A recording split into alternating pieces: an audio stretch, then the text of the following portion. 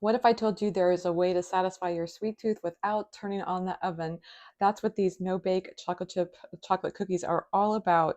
I love making these in the summertime. It kind of takes me back to my childhood memories anyway, and I love that they're just so easy to make with just a few staple ingredients that you probably have in your kitchen right now. And you know what? I also just enjoy adding all my own flavorful, add-ins. So I think, coconut flakes, marshmallows, chocolate chips. There's so many things that you can add to make these cookies your own. So leave a comment below. I would love to hear from you. What are your favorite add-ins when you're making no-bake cookies? So let's get to it. Let's talk about how we make these vegan no-bake cookies. These are the ingredients. So let's go over those really quickly. I've got half a cup of coconut oil. I've got a cup each of brown sugar and granulated sugar, half a cup of plant-based milk. Here I'm using almond milk, and a quarter cup of cocoa powder, and that's the sauce that makes the magic happen. And then we also have a 2/3 cup of peanut butter, a couple of teaspoons of vanilla, and 3 cups of instant cooking oats. So I love to use the instant. I feel like it adds the best texture. So what we're going to do is start with this recipe, and what we're going to do is put in a saucepan the coconut oil.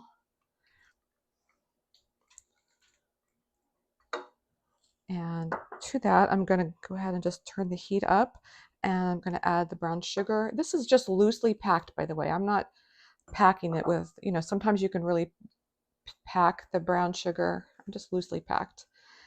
And we're going to go ahead and add milk, and finally the cocoa powder.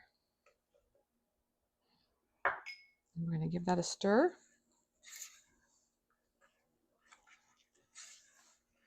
Now this sauce is where the magic really happens. Think about it this way. This is almost like a cookie meets candy. It's almost like fudge, to be completely honest. So you have to watch this sauce quickly. We're going to cook it initially to melt the coconut oil and to combine the ingredients. And then we're going to bring it to a boil. And here's what the thing is. Once this comes to a boil, you got to be watching it very closely, because we only want to let it boil for 1 minute. The reason is because if you overcook it, let's say you forget and you let it cook for longer than a minute, then your cookies are going to end up being kind of dry and a little bit crumbly. But if you undercook them, they're probably going to spread quite a bit and be almost too soft. So the minute is the perfect, it really is the magic formula for this recipe. So like I say, we're going to bring this to a boil. And then once it starts to boil, I set a timer, cook it for 1 minute exactly. That's just how important this part is. And this mixture of ingredients really matters. I'm sure, like for me, when I was growing up, a lot of people would use butter or margarine. I find coconut oil is the best because it just adds a little bit of coconut flavor, which I love. And then it also, it's just one of those ingredients that a lot of people have. So it works really well.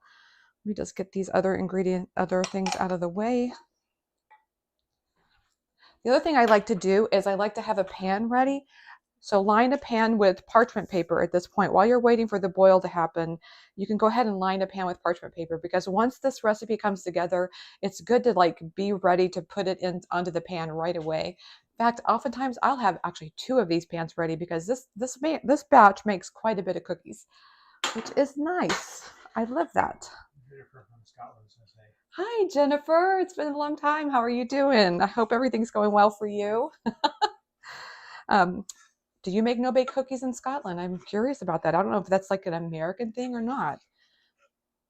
This version of no-bake cookies. I'm also always curious about what other people put in here, because I think in my mind, I always thought it would have coconut flakes in it. But really, the recipe does quite fine without the coconut flakes, but I think they're great add-ons. So I love adding them to the top, and I'm going to show you that here in a minute, some of my favorite add-ons.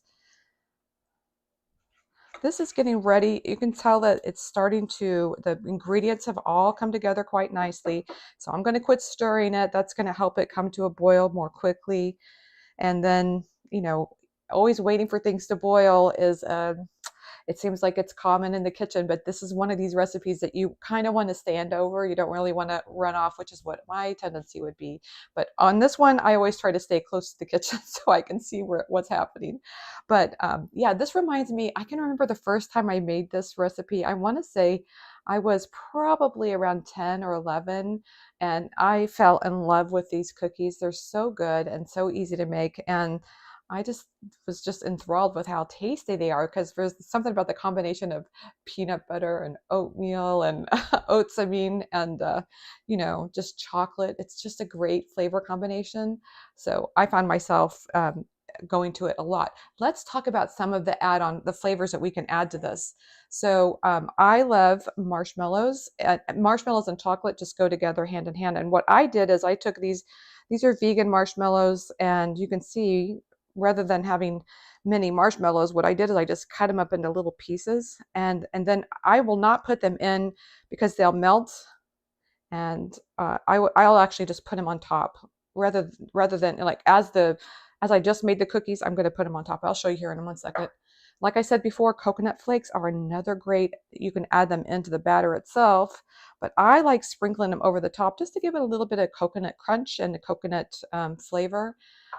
Another really great one is chocolate chips, and you can see from this batch that I added some chocolate chips to some of them. And you can just see how they add a nice little shine and pop of chocolate in every bite. It's so good. And I also wanted to point out that another really good one is um, flaky sea salt, because these cookies are very sweet. You can tell it's got a cup of granulated sugar and a cup of brown sugar. That's very sweet.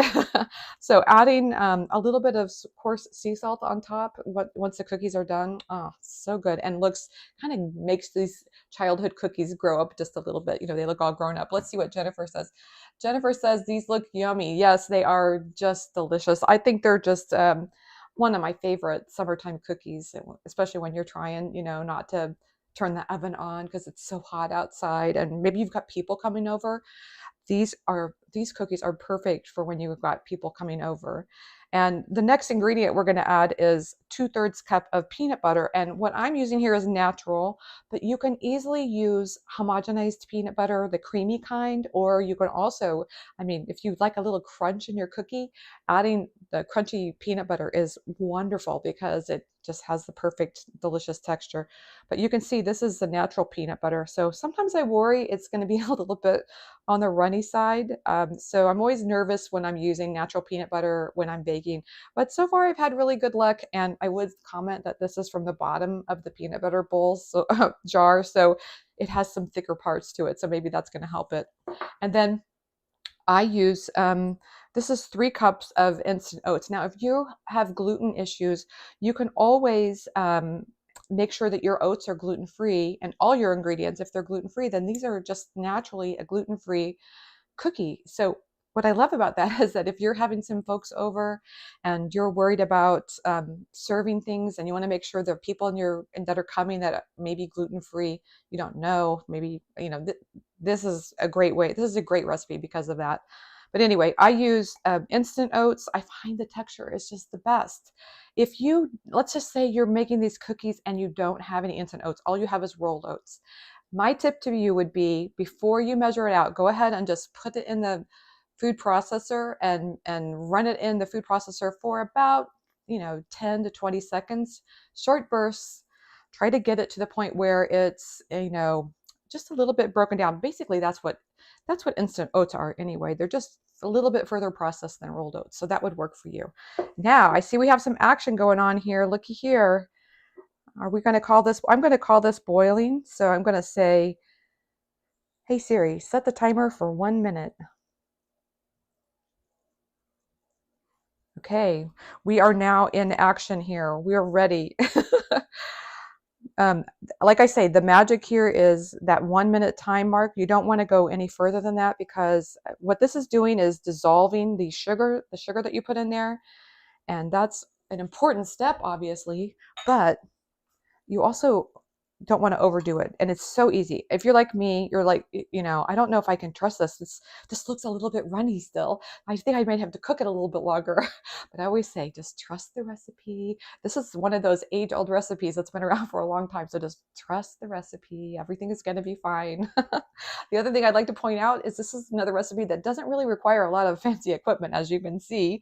If you have a spatula, I always love to have a cookie scoop, but you could even just use a good old-fashioned spoon. That's going to work, I promise you. So I love having recipes that are just so easy to make and don't require a lot of equipment. Siri's telling me 1 minute is up, so I'm going to remove this from the heat. And I'm going to scoot this over here. And here's where the fun happens. Okay, Siri, I got it. Okay, we're going to put in, we got the peanut butter. We're going to add in 2/3 cup of peanut butter right here.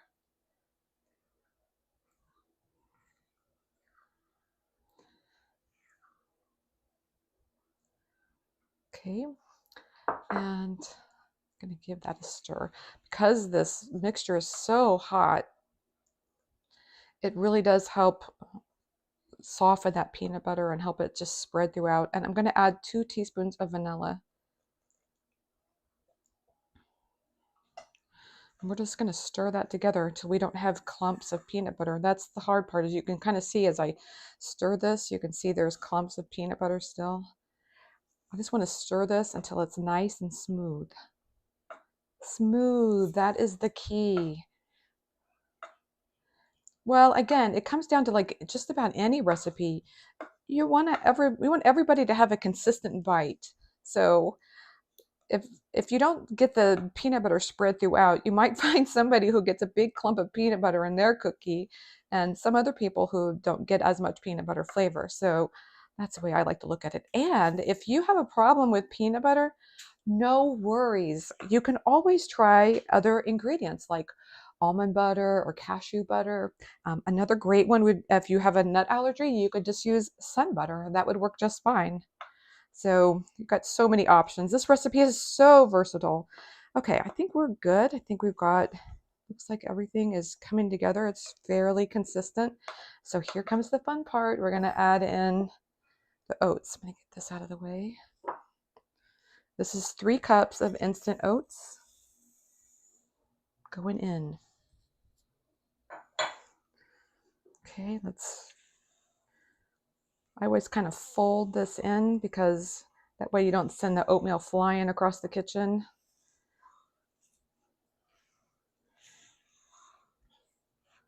I always feel this is the part where I start to doubt myself. Like, did I not cook this long enough? This is looking kind of runny. But you just have to, as I said before, you got to trust the recipe and know it's going to be okay. So let's just give that a stir. By the way, this smells so good. This is worth making just to have the smells of chocolate and peanut butter going through your kitchen. It's amazing. I think anybody who would walk in at this point would go, oh my gosh, this smells so good. What are you making? Okay, got that stirred in there. Now we're going to get ready to put it on the pan. So what I have is my handy little cookie scooper. If you have time, sometimes I will let it sit for just a minute or two in the pan, because while it's really hot, sometimes it's not as easy. It can spread a little bit more. But I actually kind of like the mound. I've sometimes practiced with, some of my other cookies, like I will try to make the edges really perfect, but not with these. I kind of like them having imperfect edges. Sometimes the pieces that go off to the side just make them look so good. Yeah, that's nice. Maybe I'll fix that little spot. This is perfect. There's a little bit of spread to these. This is exactly what I'm looking for. And you can put these quite closely together because there's no baking that's going to happen, and so these cookies will spread even more. You don't have to worry about it.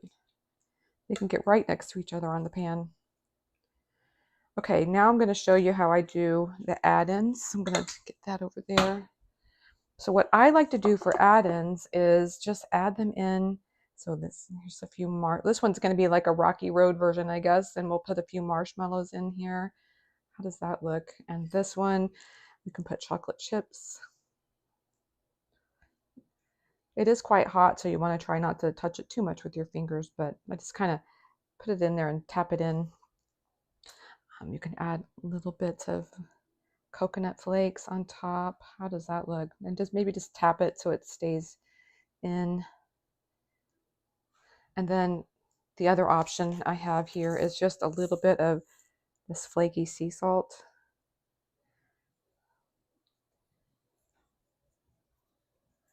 Jennifer says it's hot in Scotland as well. Well, at least we, misery loves company, Jennifer. So at least we all can share in that together, because it is quite hot here. Although we are having a nice day today, so it's not as hot, but I think it's around 90. Wouldn't you say it's 90? So, and we have a lot of humidity here in Missouri. So, yeah, there you go. You can see the add-ins are just, you could just go to town on this. You can add nuts. You could, I actually even thought you could probably add hemp seeds to this mixture. Now, what needs to happen next is you want to let this sit for a while, because these cookies obviously are too soft to be eaten. They smell delicious. They look amazing. They really want to be eaten, but they need to wait. So what I like to do is just let them sit on the counter for probably around 20, 30 minutes. If you want to speed that up because you're just really needing to have a cookie right away, you can put them in the fridge, and that will speed that up. So yeah, that's it. That's all that's involved in this recipe, is just bringing that to a boil and spreading them on a pan and enjoy. Wax paper, by the way, is another, if you don't have parchment paper, wax paper is another good idea. So I am just so ready for the taste test. So I can't tell you how excited I am for this, because I've been smelling these cookies all day and I haven't had one yet. I would say maybe I've nibbled on one or two, but I haven't had one. Okay, so let's do this. Mmm. Oh my God. That is so good. Mmm. Mmm. That takes me right back to my childhood. Chocolate, peanut butter, oats. Oh, that is amazing. It's just crazy to me to think that that's something that comes together in a saucepan.